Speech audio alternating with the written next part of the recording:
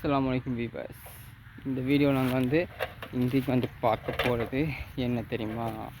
இப்போ 7 வயசு மாணவி ஒருத்தி யாழ்ப்பாணத்தில் கல்வி கற்றுக்கொண்டு இருக்கும் அந்த சமயத்தில் 7 தட்டு மாடியிலிருந்து கீழே குதித்த ஒரு சம்பவம். அந்த சம்பவத்தில் நாங்கள் பார்க்கும்போது அந்த ஒரு மாதமாக வச்சு அந்த மாணவியை அந்த ஆசிரியர் ரேப் பண்ணிக்கிறாங்க. அந்த மாணவி கெஞ்சிக்குது, தாய் தந்துட்டு போய் சொல்லிக்குது எனக்கு இப்படி நடக்குதுண்டு. அதுக்கு பிறகு அந்த வகுப்பு அந்த ஸ்கூலில் மற்ற ஆசிரியர்கள் அந்த மாணவியை இடம் பொய்யா பரப்பி அந்த மாணவியை மனசை உடைக்கிற அளவுக்கு அந்த மாணவி தற்கொலை செய்கிற அளவுக்கு தூண்டப்பட்டது. அதுக்கு பின்பு கொஞ்ச நாளாக போனது போலீஸில் கம்ப்ளைண்ட் புகார் கொடுத்த பின்பும் அந்த போலீஸாரால் அந்த ஆசிரியர்கள் இப்படி கதைச்ச கதையில் அடுத்து இந்த போலீஸாரை அந்த மாணவியை தப்பாக நிறுத்தியாங்க. அதுக்கு பின்னால் என்ன நடந்திருந்தா அந்த பேரண்ட்ஸ் இந்த போலீஸே அவங்கள தப்பாக நினச்சிட்டு வெளியே போகிறதோட அடுத்து இந்த பேரண்ட்ஸ் அந்த மாணவியை வேறு ஸ்கூலுக்கு மாற்றிக்கிறாங்க.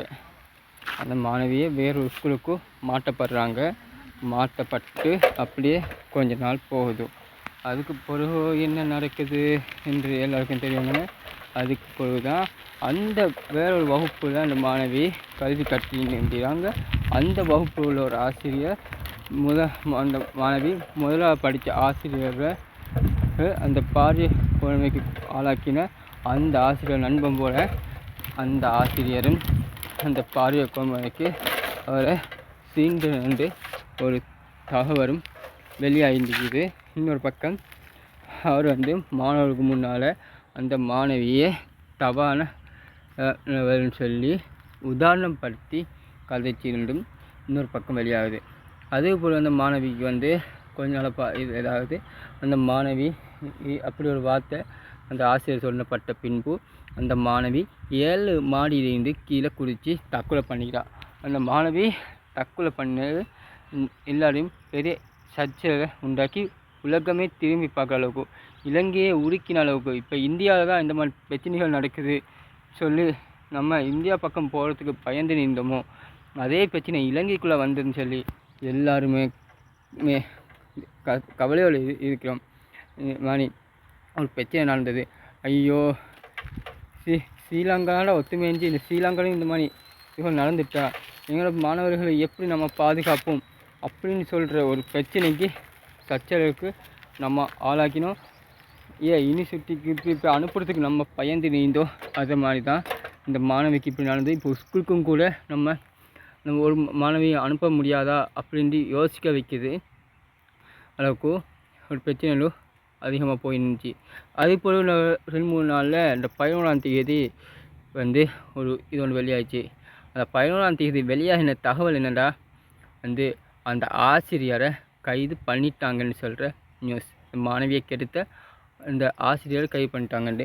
அதுக்கப்புறம் அவர் நண்பர்னு சொன்னேன். அந்த ஆசிரியர் இந்த இவங்களை பற்றி இந்த அரசு ஊதிகளை பற்றி அவர் அவங்கள்ட்ட போய்ட்டு சில கதைகள் கழிச்சு இந்த என்னென்ன இதுகளை சொல்லி ஒரு தகவல் வெளியாகிட்டு அந்த தகவலை பற்றி இதுவரை முழுமையான தகவல் இதுவரை வெளியாகலை. அது வெளியான பொழுது அதை பற்றி கேட்குறேன்.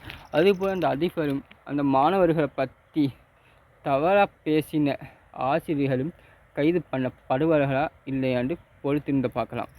அதுக்கு பிறகு நம்ம கதைக்க போகிறது இன்னொரு கதை யூனிவர்சிட்டியை பற்றி. யூனிவர்சிட்டியில் ஒரு மாணவன் 23 வயசு மாணவன் என்ன செஞ்சிடான்டா, இந்த அவர் ஜீனியர் மாணவர்களால் நக்கல் பண்ணப்பட்டு அவர் அவர் அவுரத்தை அவங்க அவர் விருப்பம் இல்லாமல் பார்த்ததாகவும் சொல்லப்படுது.